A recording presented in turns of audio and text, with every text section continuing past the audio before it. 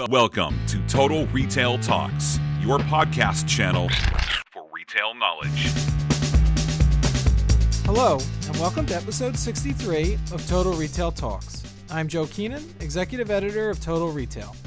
Today I'm joined by Helena Barbour, Senior Director of Global Sportswear at Patagonia, a designer and retailer of outdoor clothing and gear. We're going to be discussing Patagonia's Fair Trade program and how it's helping to ensure a transparent and safe working environment for the factory workers making its products. Thanks for joining me, Helena. Great. Good to be here, Joe. So let's start with just a little bit of information for our audience about Patagonia's Fair Trade program. Can you discuss some of the details of it? Yes, certainly. In a nutshell, the Fair Trade program is about paying the people who work in our supply chain a living wage. And, you know, your listeners might be familiar with Fair Trade chocolate or Fair Trade coffee. And the way the program works is that the brand, in this case, Patagonia, pays a premium monetary amount directly to workers in the factory. It doesn't go through factory management. It's not added to wages. It's a separate fund of money that bridges the gap between the wage they're being paid and the living wage in the area in which they live. And in a sense, the brand pays this money into an account overseen by, in this case, Fair Trade USA, and the workers organize into a committee, and this is often thousands of workers in the factory, and they decide as a group how they will use those funds. Can you talk about why this initiative is so important to Patagonia? You know, it's so important because it's about transparency. We live in a world where we increasingly want to know the stories behind the food we buy. Is it organic? Is it local? You know, farm to table? But I think people increasingly want to know some of the stories behind the clothes they buy as well. Where the materials are coming from, who is making them.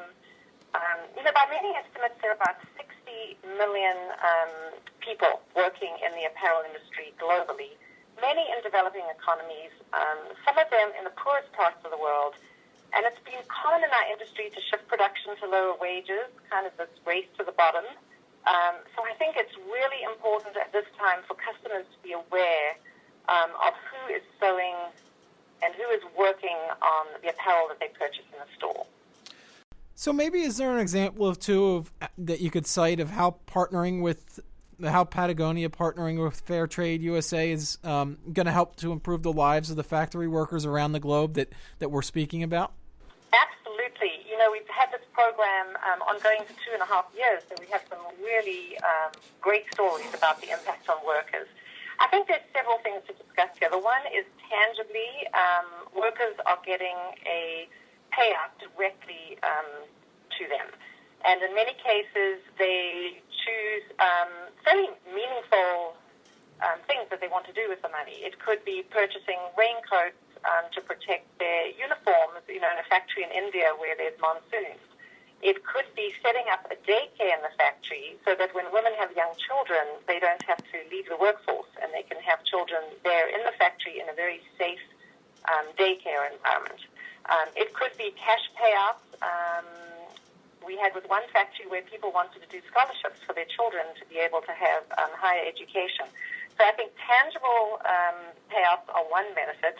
The other is increased communication with management, and management just becoming way more aware of workers' needs, and in some cases actually stepping up to the plate to fulfill some of the requests that committees thought they'd pay for themselves. In this case, management does it. And I think lastly, one of the most important is that intangible, sort of invisible dividend, that people feel empowered, they feel they are seen, they are heard, and they have respect in the place that they work. Yeah, and that's really critical in some of these developing countries. So we've talked about. Yeah, and we've talked about it from the perspective of the global factory worker, but how about the feedback you've gotten from your customers at Patagonia about these efforts? And, you know, the brand has long been lauded for its efforts around environmental sustainability, and now this, you know, you mentioned 2.5 years that you're working with this Fair Trade USA to ensure that factories are Fair Trade certified. What kind of feedback have you heard from your customers about these types of initiatives? You know, we've had the most incredible support support. We started small. We introduced 11 styles in May 2014, and we have several hundred styles, so we didn't speak loudly about what was going on.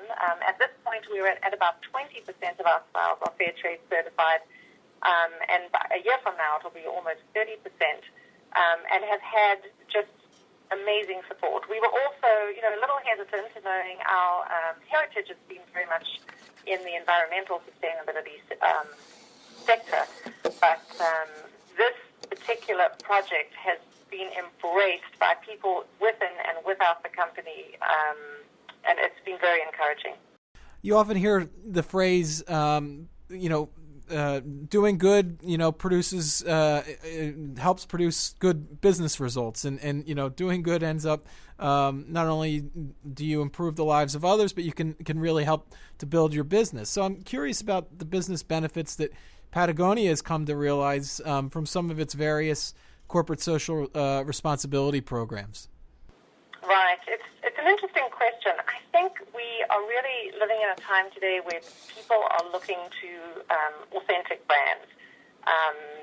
And it's not that Patagonia is perfect in every respect, but sort of leading the examined life and really trying to look to the stories behind apparel and the impact that creating apparel has on both the planet and on the people within the supply chain.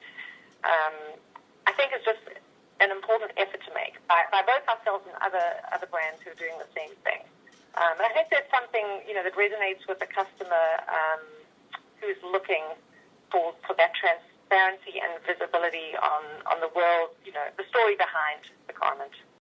That's often a trait associated with millennials and some of the younger consumers out there, that they're really looking into the social worth of a brand. If they're comparing one brand against another, that can really be a deciding factor, that they believe that a brand is doing all it can to help improve the environment, or in this case we're talking about fair trade and workers' lives.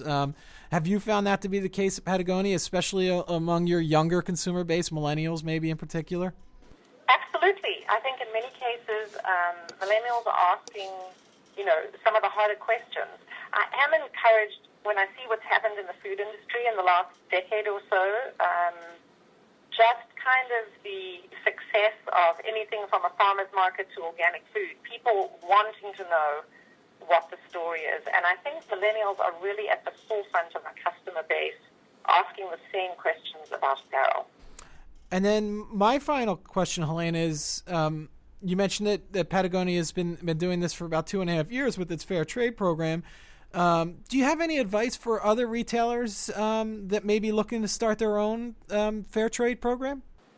I would encourage other retailers to jump in with us into exploring this. It's we are pioneering this. This is the first step. This is a platform, the first step in getting people to earn a living wage. I think one of the things that's really interesting to me is sometimes people think that running a really good business and doing the right thing are mutually exclusive. But I really think this program and others have reinforced to us at Patagonia that they're not, and that we can really run a very successful business and do the right thing in terms of really recognizing the workers in the supply chain and ensuring they earn a living wage. Yeah, it's proof that, as we say, doing good can be good business, and I think Patagonia is a leading example of that. So I want to thank you for your time, Helena, for telling us a little bit about Patagonia's Fair Trade Program. And it's been my pleasure, Joe. Thank you. So please check out our podcast channel page, mytotalretail.com/podcast, for show notes. Total Retail Talks is available on iTunes and Stitcher. But make sure to subscribe on our podcast channel page as well. Lastly, please follow us on Twitter at MyTotalRetail or on Facebook at facebook.com/MyTotalRetail. Thanks, and I look forward to you joining us in the next episode of Total Retail Talks.